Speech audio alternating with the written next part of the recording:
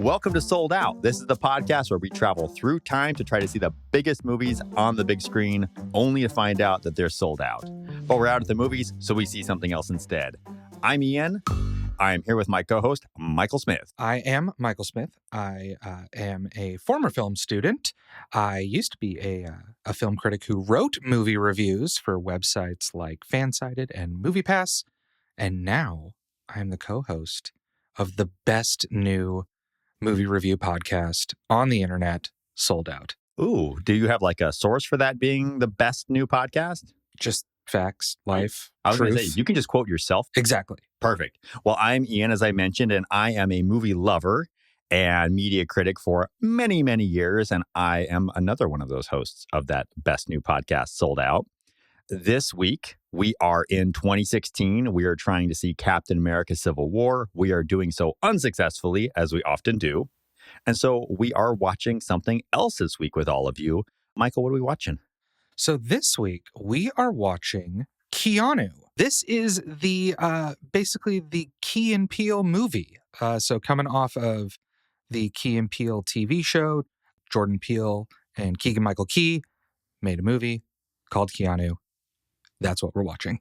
I'm excited to watch Keanu with you and discuss it. There were a lot of movies out this weekend for us to choose from. We mentioned before that there were over 100 movies. Yeah, including some like pretty successful ones like Jon Favreau's Jungle Book. Mm-hmm. That was one of the bigger of Disney's kind of live action remakes. Yeah, it did like 900 mil. Yeah, it did well. There was The Huntsman Winter's War, which was kind of a sequel to a Snow White action adaptation. Zootopia. Who asked for that? We didn't even ask for the Snow White live action that we have now. No, nobody asked for that. Is Snow White really that rich of content that we need to be making this many movies about that story about a girl who eats a poison apple? You know, public domain is appealing for producers. Should we make a Snow White movie? Let's do it. All right. I call Dopey. Yeah, Zootopia was also out at the time. That's another movie that was wildly successful, went on to win the best animated Oscar. Oh, did it? Yeah. Oh, that's awesome. So lots of competition this week for our kind of big tentpole, top 100 movie. But Keanu seemed fun. I think, something we like to do is find those smaller missed movies, things that, maybe weren't as huge of hits. Keanu didn't do terrible. It made about $45 million on a $30 million budget. So probably lost money for the studio, but got pretty good reviews. Did okay, after the fact on streaming and VOD. I actually remember having heard that Keanu was coming out, probably prior to knowing the title of it. I just had heard that Key and Peele were making a movie, and my first thought was, yes, please. Like, I would love it. I'm ready for Key and Peele to make that jump. And then when I saw that it was titled Keanu and it was about a kitten, I don't know why, but I immediately questioned, like, is this a Key and Peele movie or Key and Peele just... Yeah, I mean, I also skipped it. This was my first view. Well, let's recap that first view and then talk more about Keanu. Everybody likes baby kittens. Here's Kitty. Who the fuck are we? Who the fuck aren't we? I got my name because I accidentally locked my car keys in my trunk once. What happens to the best of us, dog? With a dead body. This shit sound kind of white. Hello, Clarence. It's me, Keanu. Meow. Oh my God, are those tiny penises? Give me a second before I kill you. We hire celebrities all the time to help us with cases, like Shaq or Steven Seagal.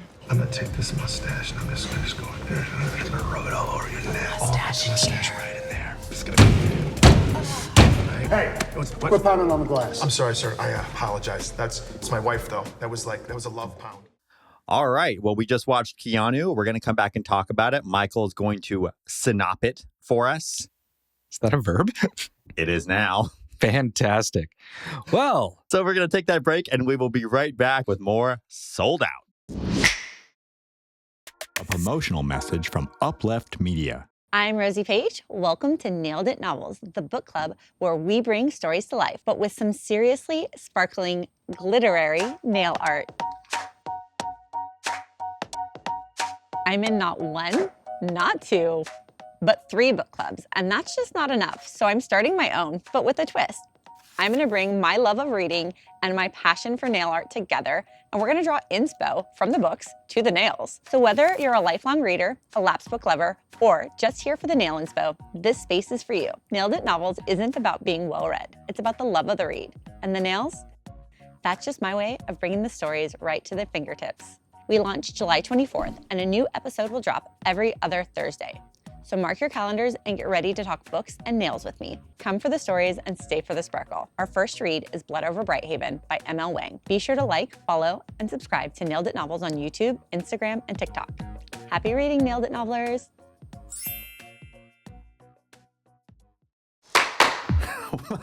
Welcome back to Sold Out.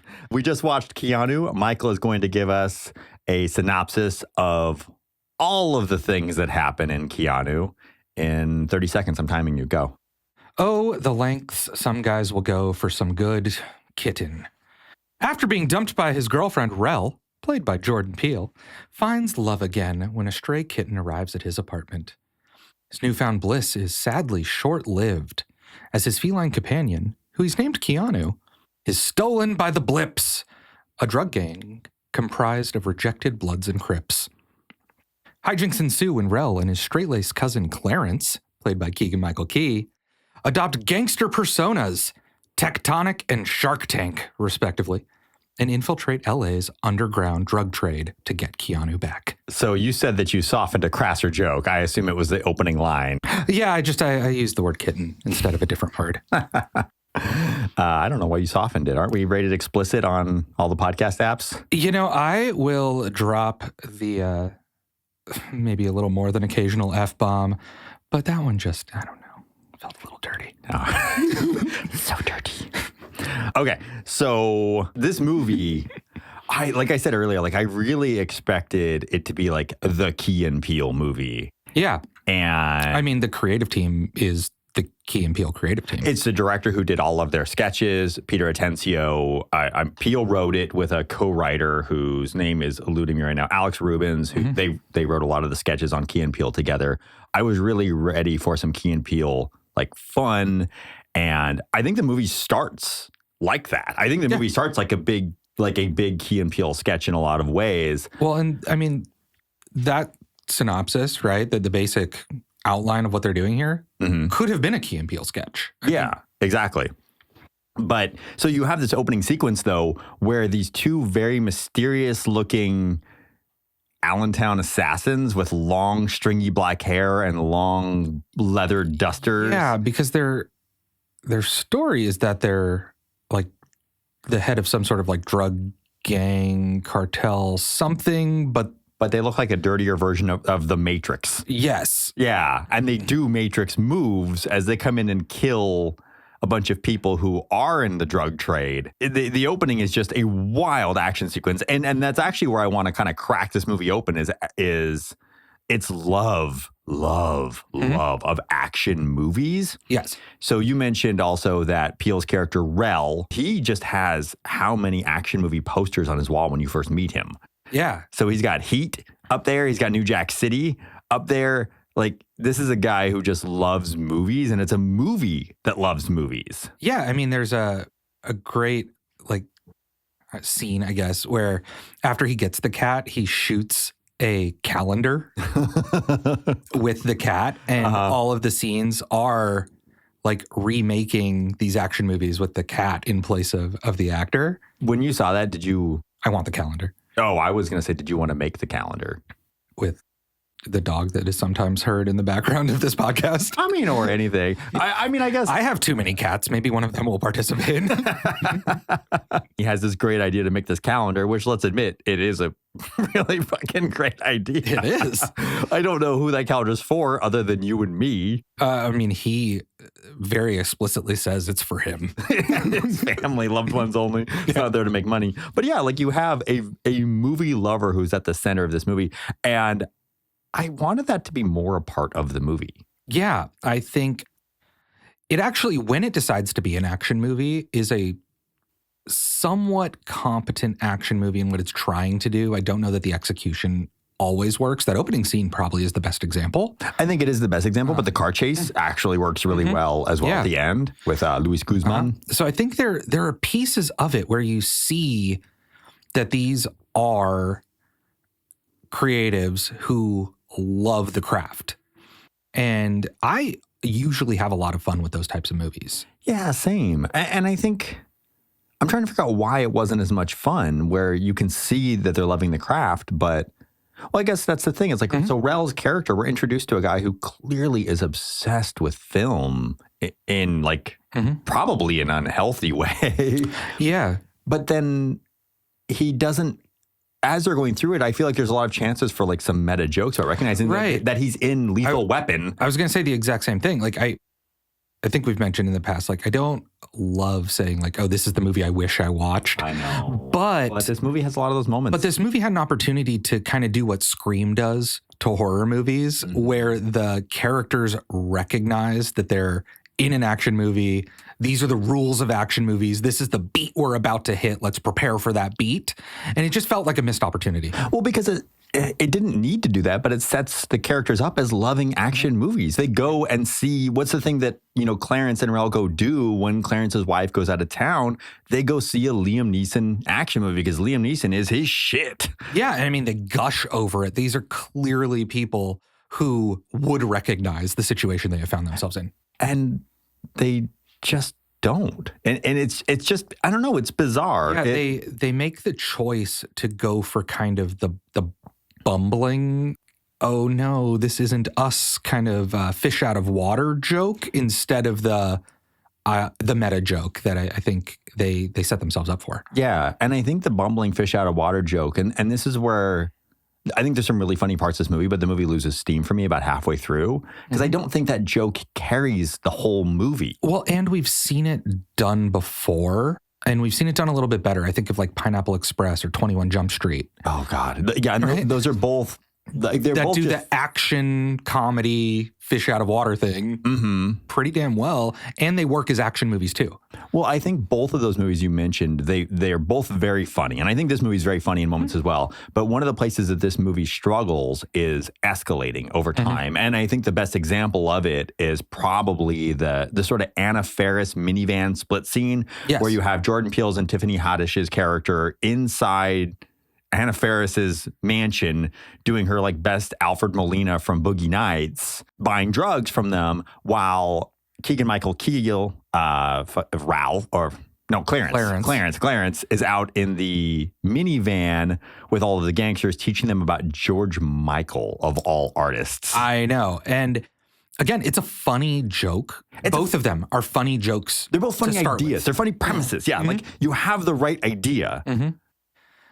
But they go on too long, and I think it's because they're flat. They don't escalate, like you said.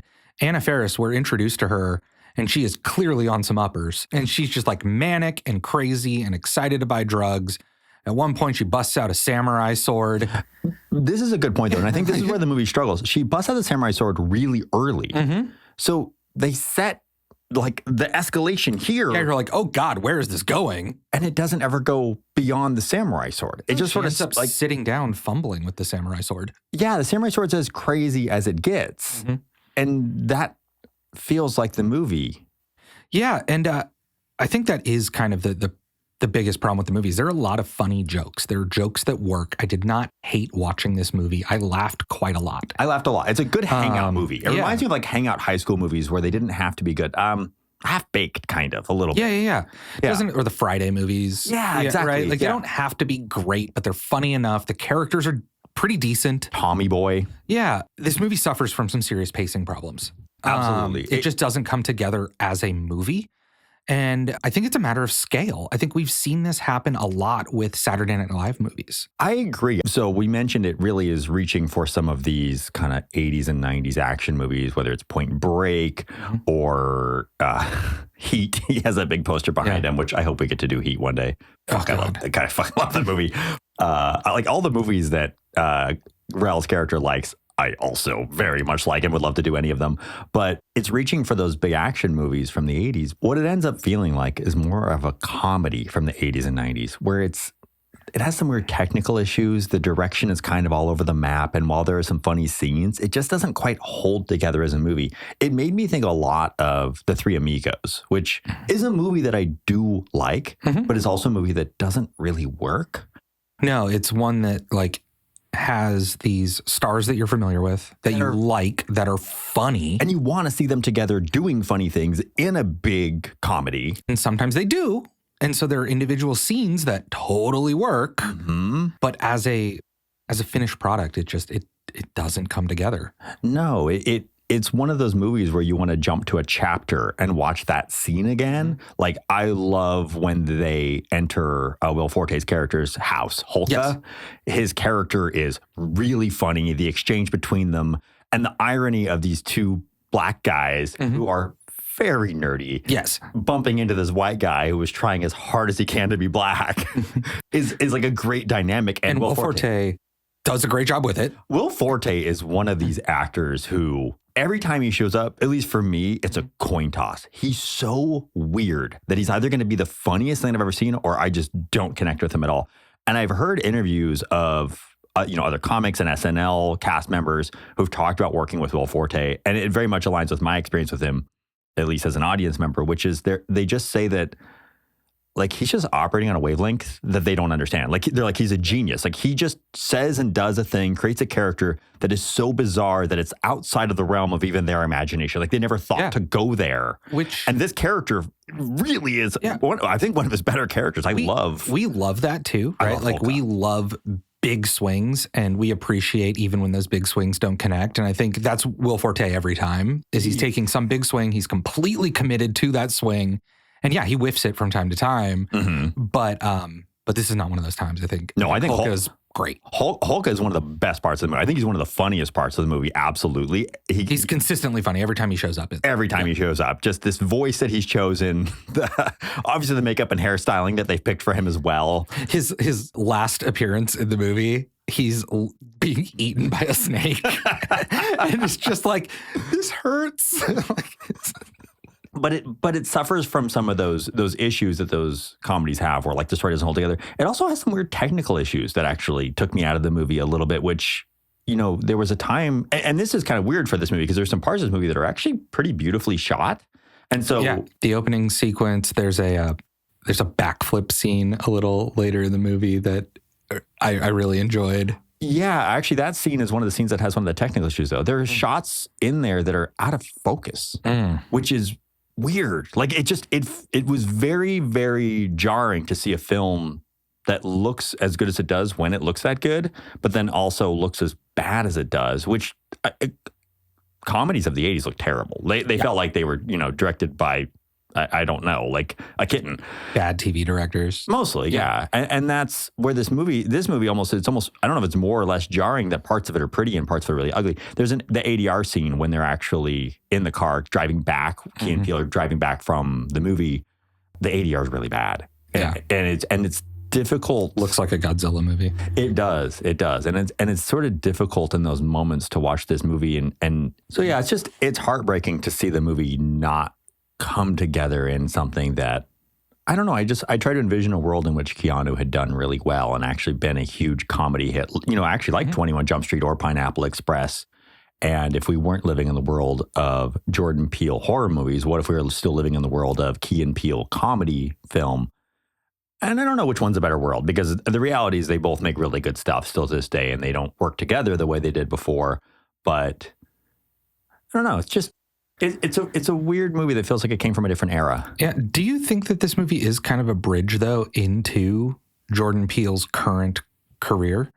So I was watching an interview with him talking about what he's going to do next. And he was already in the middle of directing Get Out in one of the interviews I saw. And they were asking him, what's next for you? And he goes, I'm in the middle of directing this really exciting project called Get Out. And so he was clearly already thinking about that. And he is somebody, I mean, the Rel character, I don't want to cross because it's a character, right? But the Rel character is clearly based on a version of Jordan Peele because he's somebody who loves genre movies, who has this weird sense of humor, but he's also kind of a darker character. And I think we saw this through all of the Key and Peele sketches. Like, these guys love genre. He loves these things. I think he was doing it regardless. I think Peele was done with comedy. And I sort of got a sense of that in his performance in this movie, if I'm being honest. Yeah, I think Keegan-Michael Key's performance as Clarence is a comedic performance. It has some broad strokes. It's a little bigger. Whereas Jordan Peele as Rel it's played straight. He is the character who's kind of going through something emotionally. You watch him struggle a little bit. And yeah, it's not that he doesn't have moments where he can be funny, but he's definitely not a character that's played for laughs in the way some of the others are. I think they were both amazing in their sketch comedy show, but I always found Peele to be funnier in the sketch comedy show. I think his characters were funnier. I always think about the burn victim comic sketch when he's like, when the comic is going around the room, working the room and making fun of people, and he's burn victim sitting out there. And he's like, do me.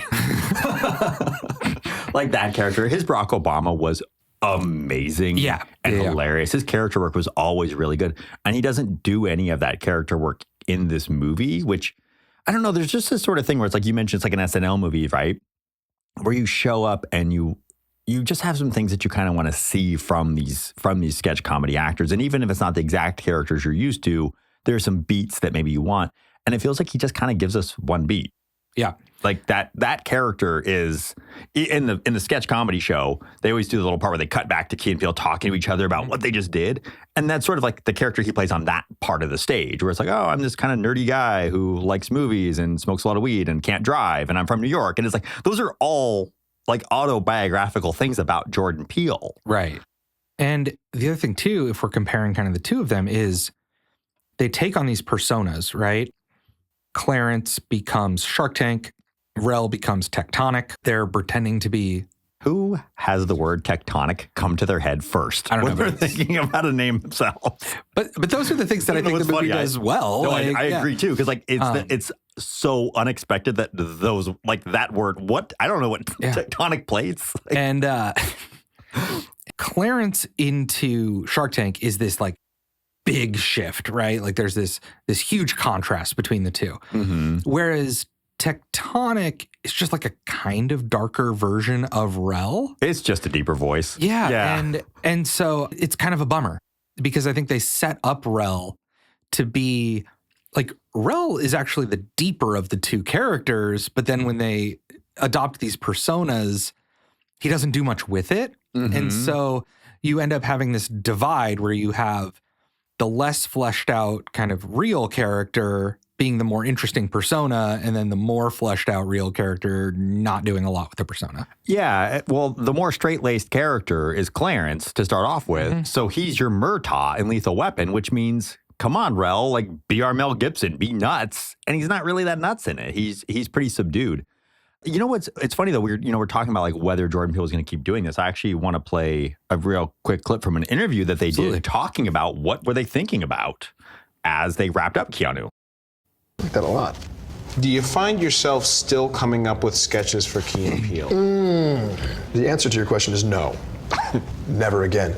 The program is dead to me. One can only move forward, creatively, artistically. Okay. Bounce back, mirror.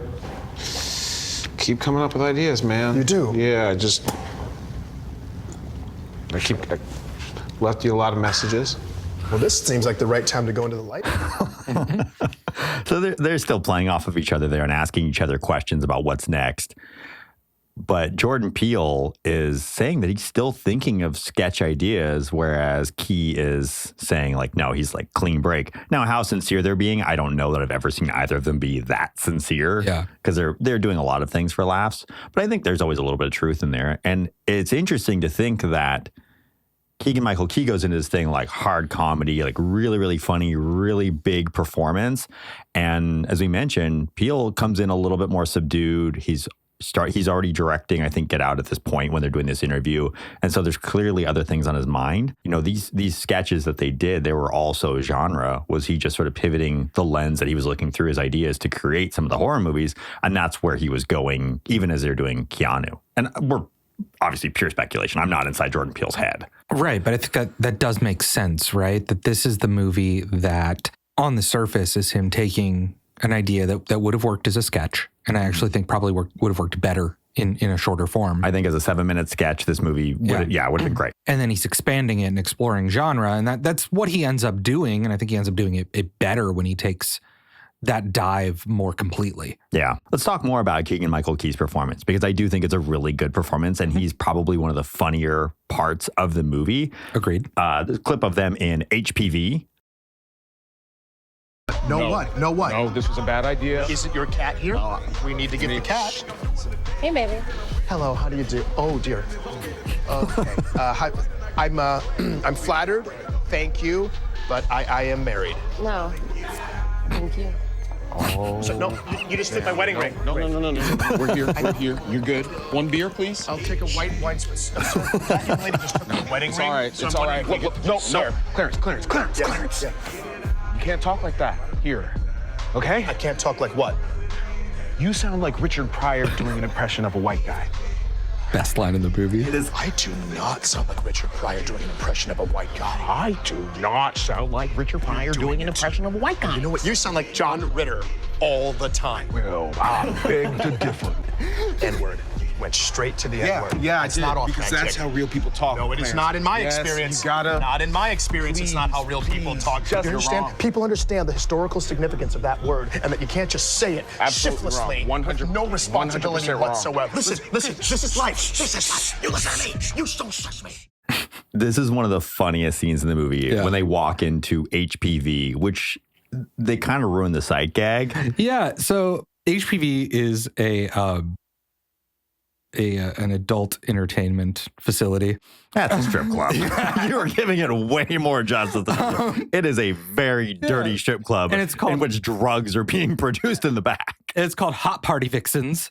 And they show up, and the signage is HPV, and the V is a woman presenting herself with her legs. And it's a really great sight gag. And they make the mistake, in my opinion, of spelling out the joke. Yeah, it doesn't need to be spelled out. But when they walk in, the whole sequence of them entering into this club and realizing that like they don't belong, and us seeing that they don't belong, and looking at their contrast with the other characters in there is probably one of the funniest parts of the movie. And it is the part of the movie where it's like, okay, never mind, we're in good hands. Like, this movie is off to a good start. We had this great action sequence, this weird attraction to this kitten, which maybe it's because I'm not a cat guy. I don't get it. But all that notwithstanding, their conversation there, like, that's that classic Key and Peele back and forth that you love. When he tells him he sounds like Richard Pryor doing an impression of a white guy, like, this is the moment where I'm like, oh yeah, this movie's going to be great. And then what precedes that is they are approached by two of the members of this drug gang, the Blips, High C, played by Tiffany Haddish, and I forget the other one. Is it Stitches who's there with her? Might have been Stitches who's with her. Yeah. Clarence immediately drops into character, right? So he's having this argument. He's like, that's not how people talk. And then he immediately commits more so than Rel does. Well, actually, what I love about his commitment in this moment in the transformation is it's not even that he commits, it's that he overcommits. Yeah. he kind of he's just like, oh shit. And then, then he's there. He pulls from, I'm trying to figure out what character he's decided to become in this very moment and talk the way that he talks and give himself the name Shark Tank, which so we mentioned Tectonic as a really funny. I think both of the names are very funny. Like, if you break them down, they almost take a minute to like think about why they're funny, because Tectonic sounds like a hard name, but then you're like, wait, that's tectonic plates, which is connected to geology, which means you have to know a lot of stuff to get to that word. And then for him, Shark Tank, like, it's not just shark, it's a TV show that clearly like. Well, and Clarence, his job is as some sort of like corporate consultant, right? So that he's familiar with as a guy who talks like Richard Pryor doing an impression of a white guy. I want to be cautious about how I talk about this, but, as a white guy doing an impression of a white guy. But yeah, their names that they come up with on the spot are great. They're funny. And then they go in the back and they meet Method Man, who honestly is giving a pretty fucking good performance himself. As Cheddar. He's like super committed in this role. I don't know if I've seen Method Man in anything else. So I haven't seen it, but I read as we were preparing for this that he plays a character, I want to say it's like on The Wire or one of those shows, named Cheese. so they're playing with that guy. Yeah. Where were we? Okay. We're talking about Keegan-Michael Key. We're talking about Keegan and his performance. And his performance, yes. Okay. He's great. I mean, he's just great through the whole thing. And I think they play with his character in fun ways. And this is where, I had previously said that our introduction to Clarence is more minimal than our introduction to Rel. But what they give us, they actually do more with, right? We talked about the backflip scene, and the context of that scene is they're trying to get the cat back. They're told by Cheddar that they have to kind of prove their worth by consulting on a drug deal. And he goes in and starts doing a team building activity with all of the drug dealers where, it's like, hey, tell us some facts about yourself. We're going to get to know each other and build trust. And they go through it, and it's really well done. Like, they actually execute the exercise in earnest. Well, except Stitches, who puts a cigar out on his hand. Well, yeah, but we learned something about Stitches in our own way. And then later on, during sort of the climactic shootout, all the gangsters are communicating with each other and helping each other out. And they're really in sync. And Clarence has this moment where he's like, they're working as a team. They're communicating. My team building activity worked. And so it's we see more of who this character is despite having been kind of given less to begin with. And I think, that comes down to the writing, but it's also that Keegan-Michael Key makes us believe and connect to this character a lot better. Well, he's doing a lot of work in this movie. Mm-hmm. He's doing a lot of work in it because I think you're bringing out both a scene that I really enjoyed and a scene that let me down a little bit. Mm-hmm. Because when I saw that, it was another moment of, this is a point where I want the movie to be more than it is. There should have been more team building stuff and him more invested in getting them to work together. The payoff of that moment not only would have been more emotionally satisfying, it could have been a lot funnier as well. And this is where I am loath to come after any specific person from a movie, but I just think this is bad direction. This movie just feels like it has a bunch of talented writers and actors and a silly enough premise to carry it for 89 minutes, which is fine. That's all it needs to be for a comedy. That's the perfect, comedy lives in the 90 minutes. Yeah, I mean, I get annoyed when comedies are more than 90 minutes. Yeah, I start counting, and it has all of those things, but it just feels like Peter Tencio was not ready to take on a film because that scene where he does a little bit of team building and then we get payoff maybe an hour later, if that had been stitched together well, if we'd been given a little bit more about his team building and why he's invested in it and giving him that little bit of emotional arc and even seeing glimpses of it up to the moment until they finally, it could be the Bad News Bears moment of the team coming together and really working as they're killing a bunch of gangsters in a mansion, Scarface style.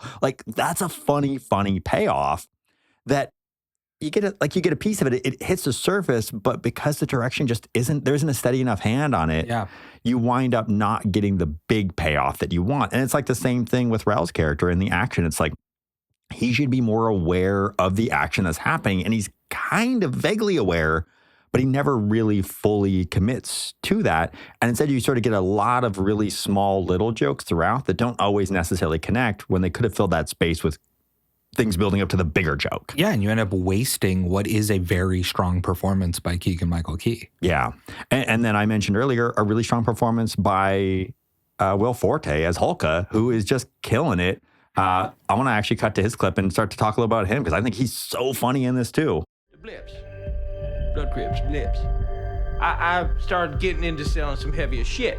And when you're selling the heavier shit, turf becomes a thing, And so, the 17th Street Blips, they did tell me, they're gonna break in and fuck my shit up. But, that's not concrete proof. The 17th Street Blips. Okay, where are they? 17th Street. Be specific! Dude, look, I get you lost your kitty cat, but y'all some dumb fucks if you think I'm gonna be a rat. I ain't some punk-ass bitch who's gonna be intimidated by y'all nerds. You nerd? Yeah, that's right. You a fucking nerd. Oh, what you doing? What do you think I'm doing? Hulka is this amazing character that's trying to play blacker than Clarence and Rel, who he calls nerds in the scene, even though he's such a ridiculous human being. When they first meet him, he tells him to look out because he's building a motorcycle in his living room. He actually makes me think of a very comedic version of the character from Tangerine, that they're looking for in the entire movie. Have you seen Tangerine? I have not. Oh, That's great. The movie by Sean Baker. Sean Baker, who did Nora. Yeah. So there's this crack dealer that they're looking for the entire time in the movie, and then they find him, and he's a very silly human being. And Hulka is a version of that character in some ways, where he's just this very silly guy that deals drugs, but like he's affable. And I wanted him for more of the movie. Well, and because like this character that he's made, the way he sort of talks, like he's almost got like cotton, and like he talks like he has braces in his mouth, actually. Like he's had braces for too long and he never figured out how to talk without them. Well, it's funny because he reminds me, I mentioned the movie Pineapple Express earlier. Yeah. And in Pineapple Express, James Franco's character does become kind of the sidekick, the person who's there for all of the hijinks. Mm-hmm. And if they kind of kept Hulka around, I think he could have really provided that sort of amping up that we were missing here. Mm-hmm. Like it would have felt a little bit bigger, a little more heightened. Ironically, his performance is also it feels like a weird combination of James Franco's performance in Pineapple Express and his performance in Spring Breakers. So he's a combination of those characters. But I mean, what he's doing with this character is so much fun. And Will Forte, he just is, every scene he's in this movie, whether he's facing down the Allentown assassins or he's being eaten by a snake, like he's locked in a trunk. Yeah, or he's just stealing the scenes, and his reactions are so funny to everything that's happening around him. But I also love, he's one of those like great characters who is smart and stupid at the same time. And I love when characters are able to contain both. Yeah. In this sequence we just played, so he says, the 17th Street blips, and they go, where are they? And he's like, this is his moment of smart. They're on 17th Street, you dipshits. Like I just told you. And then they're like, be more specific. And at which point he says, I'm not a rat. And then he immediately folds. But like, he's not folding on anything. Like there's no reason for him not to fold. They came there initially to rob and kill him. Well, and so telling on them to two guys, Clarence and Rel, he's not telling the police. And he also, and this is where it kind of brings back one of our other like sort of quibbles here, is he's the one who kind of knows where he is and what he's doing, right? He does the thing we wish Rel did, where he's sort of very aware of the situation, knows the rules that he's playing by, and tries to operate within them. And then you have these other two characters who just are kind of clueless. And that, I don't know, it seems like they're just kind of competing with a mood, and it doesn't connect fully as a movie. Yeah. So what do we think? Like, should people see this movie? Like, is it worth it? Maybe let's do the rollerball test. The rollerball test? Well, you hate rollerball. Does it beat rollerball? Yes, it beats rollerball because rollerball is boring. And this isn't boring. The section with the minivan and Anna Faris flirts with boring. It flirts with boring. And there's some funny stuff in it. I think you had mentioned like it's kind of an okay hangout movie. I think that if it's a movie that you're watching with the right group in the right mood, and maybe you're only giving it 80% of your attention, there's an okay time to be had. But, it's not the one where it's like, oh, let's have a movie night and pop some popcorn and watch a movie in the dark. Like, I'm not going to recommend it for that. Yeah. There are some fun facts about it. So the kittens, there were 7 of them. They were all rescues that the production rescued. There's rumor that there may have been up to 9. Apparently Clementine was Keys and Peele's favorite kitten. They felt gave the best performance and also pulled the best performance out of them. Oh, what a wonderful co-star. There's a whole like super cut of them talking to the kitten in the extras on the iTunes of all of the actors like improving with the cat Clementine. So that's sort of a good time. Keanu Reeves shows up in maybe one of the other funniest scenes in the entire movie, where Clarence's character takes some holy shit and then hallucinates himself into a George Michael music video, which I didn't connect with the whole George Michael joke throughout. It's kind of funny, but not funny enough for the amount of screen time it got. It gets a lot of screen time, and it's another part where I feel like, again, the direction. The funniest part is the hallucination where he's in the video dancing. Like his physical comedy in that moment is the best part of and again, it's another example of Keegan-Michael Key bringing a lot to a character that the movie doesn't bring as much to or do as much with. Mm-hmm. But anyway, Keanu Reeves does the voice of the kitten in the hallucination, which is fucking great because he says meow. And I think that might be the funniest line in the whole movie is just him saying meow. But he found out they were making the movie and was like, yeah, I'll help out. Like, what can I do? And like, the original plan wasn't actually have him voice Keanu, the kitten. He also used the word excellent a couple of times, which is like a good little like throwback to Keanu being Keanu. Yeah, it's a very funny scene, even though it is a sort of classic, I took drugs, I'm hallucinating, I don't know what's going on scene, which I think we've seen again sort of 1,000 times in comedies and sometimes done to better effect. Although I'll admit it's probably one of my least favorite jokes in any comedy, that like the character that's on drugs and losing their mind.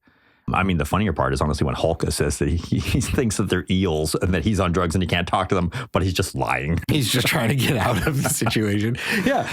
But anyway, so you have Keanu there. The other interesting thing, and I obviously the first thing that came to mind was like, oh, this is a movie about two guys who are willing to go to extreme lengths to get back a kitten. This must be related to John Wick. Coincidence. Yeah. Yeah. This movie was written way before John Wick ever even like was produced. I don't even know if John Wick had been written before this movie. Just a weird coincidence. Yeah. And I think to some of the points we've been making, there have now been 4 John Wick movies and not another Key and Peele comedy. No. I mean, Key and Peele comedy, for all intents and purposes, I think is dead. Yeah, died with this movie. Yeah. If you see any interviews with Jordan Peele, he has very much turned into a very serious director. Seeing him be light or funny is pretty rare, in fact. In most interviews I've seen with him, he did Conan O'Brien's podcast a little while ago, and he's a little bit silly in it, probably sillier than I've seen him in most things. But he's like changed the timbre of his voice, and he's gotten very like,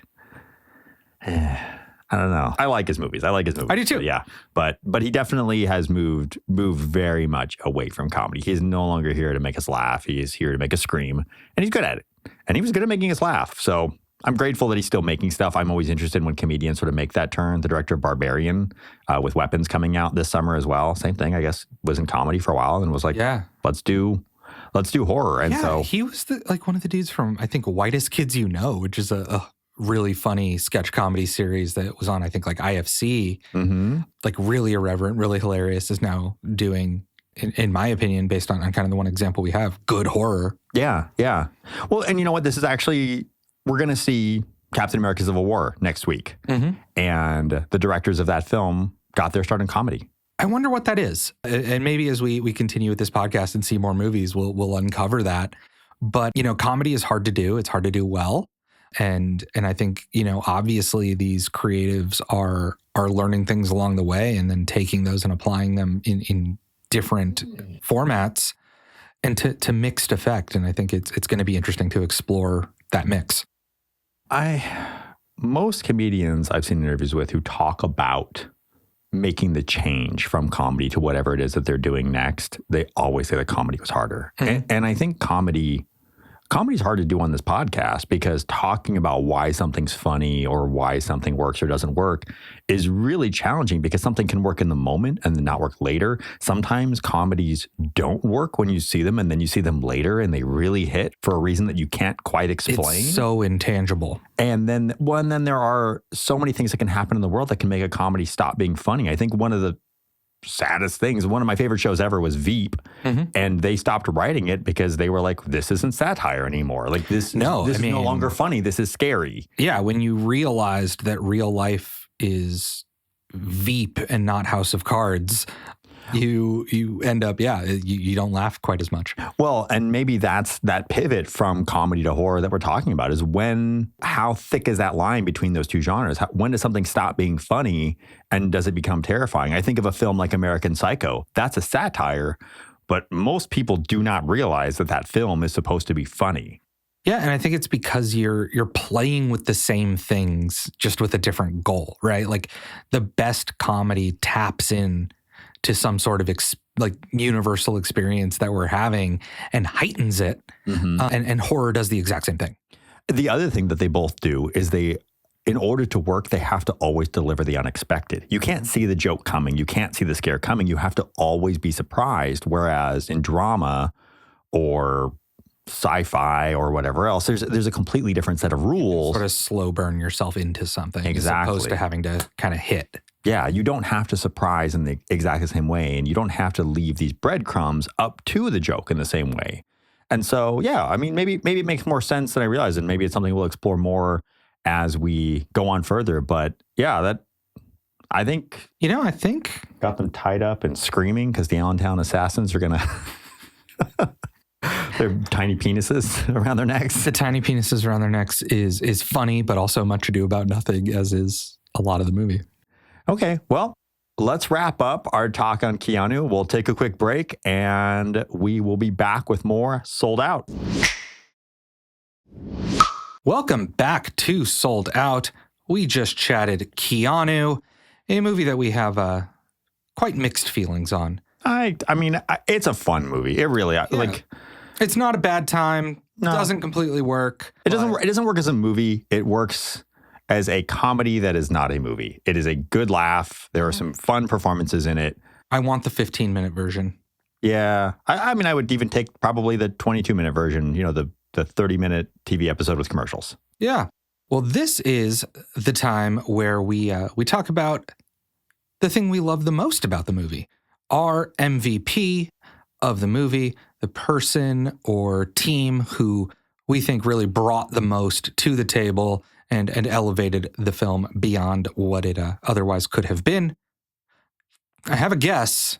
Who's your MVP, Ian? Oh, it's definitely Keanu the kitten. Keanu the kitten, yeah. You as the cat person. I love cats, and that cat gave a performance of a lifetime. It is Will Forte performing as Hulka from the initial meeting when Rel and Clarence cross the driveway to his drug dealer's house and find that he's building a motorcycle in there, and he has cornrows and a big bushy beard and loves De La Soul, to him being eaten by a snake, to I also love the scene where the Allentown assassins break into Rel's house and find him robbing Rel, taking his TV, and him realizing that he's going to die as they're cutting up the picture of the cat with the knife. So yeah, Will Forte is really great in this. And like I said, I'm real hit or miss on Will Forte, like MacGruber on Popular Opinion. I didn't like that movie. I watched it based on a recommendation that everyone's like, oh, this is a comedy that got missed. You got to check this out. No, it's another one that I think worked as a sketch and then didn't stretch out that great. Yeah, I was actually really disappointed because I am a much bigger Kristen Wiig fan than Will Forte fan, and seeing her in anything that I don't love is always a little bit disappointing. But yeah, I think Will Forte, his performance connects in this in a way that I wish he was in more of the movie. And there isn't a reason that they couldn't have brought him along on the adventure. Yeah, I don't disagree, right? I wanted more of Will Forte's Hulka. It makes a great MVP when you're left wanting more of something. Mm-hmm. I actually wonder if having more Hulka would have hurt more than it helped. Well, I don't know. I really feel like with comedy movies, and maybe I'm too prescriptive in this, but I think they kind of have to do one of two. They have to take one of two paths for them to work, at least for me. And so this is not, I am no expert on this. This is not the gospel. No, it's not the gospel. It's just personal opinion. But we've done Love and Death on the show. That is a movie that has a lot to say about life, about death, about philosophy, and it does so in a very funny way. It is a film, and it does a great job being a film and delivering a relatively compelling story. And I think, Annie Hall is maybe even a better example of that. And then I think of the comedies that just are like, fuck it. We're here to be funny. The story doesn't matter. Dispense with it. Austin Powers 3 Goldmember, that movie makes zero sense. Yeah. Like, nothing about that movie makes sense. It feels like they turned the camera on and said, Mike Myers, be funny. And they found... He was. Well, then he was. But then they found the best version of what that is and clipped it together without concerning themselves with the plot. And it's when a movie tries to drive down the middle of that road, which this movie feels like it's doing. Yeah. That it tends to fall a little flat for me. And I think Hulka could have been the Austin Powers version of the movie, where it's like, fuck it, there is no story. It's just batshit crazy. It's batshit crazy. We're going after a kitten. Let's find some crazy characters and say some crazy stuff and make some really funny scenes that on paper don't make sense, but when you watch it, you just want to come back for more. And I think you're totally right in that. There are individual scenes that are really great, and if you just strung together those really great scenes, you might have come up with something a little more entertaining. It's the connective tissue that's really the problem. Mm-hmm. And so, Yeah, I agree. I love Will Forte in this. I love Hulk as a character. Funny every time he's on screen. All right, who's your MVP? My MVP is Keegan-Michael Key. I would have never guessed. Yeah. And again, I don't want to repeat everything that's already been said, but he really does the most. His kind of two versions of his character are the most different.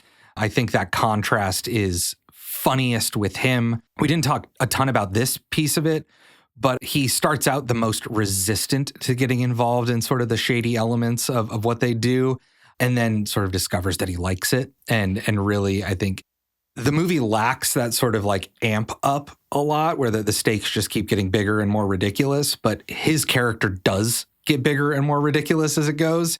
And I enjoyed every time that happened. I had a lot of fun with his performance with that character. Yeah, I think where he lands as the sexual dynamo with the mustache in prison is a really funny arc. And we didn't get to that either, but he goes from being so subdued, his wife going on a weekend away with Rob Huebel's character. I love Rob Huebel. Rob Huebel's hilarious. And then, that instead of him getting entangled in this, ending up in prison, and his wife leaving him, as one would assume, his wife's super turned on by it. She's so into it.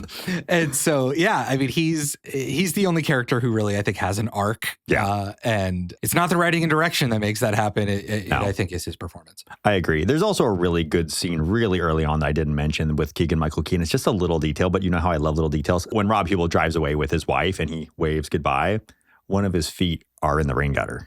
I love like little details like that. And I was like, look where he's standing. He's standing with his foot in the rain gutter because he is just so low. Like he's so low that he's letting his wife go away and do this. And by the end, he's riding high on all this like bravado and masculinity that somehow he's cultivated through smoking holy shit, through straight murdering an assassin.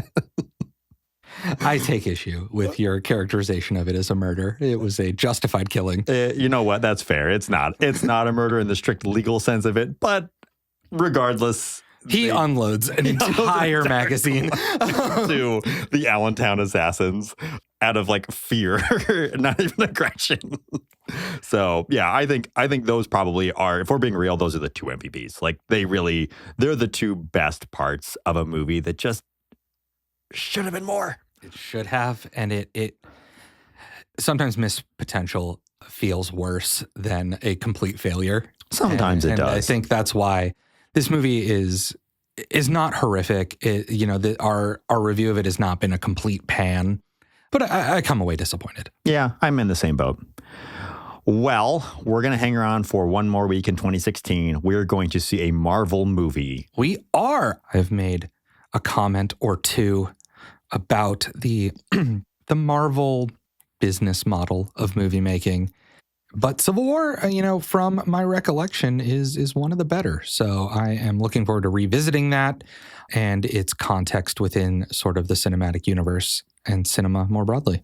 Oof, it's going to be a big undertaking to have that discussing any Marvel movie in and of itself, especially an Avengers one. Yeah, because they are not standalone properties at all. They don't try to be. No, they are quite accessorized.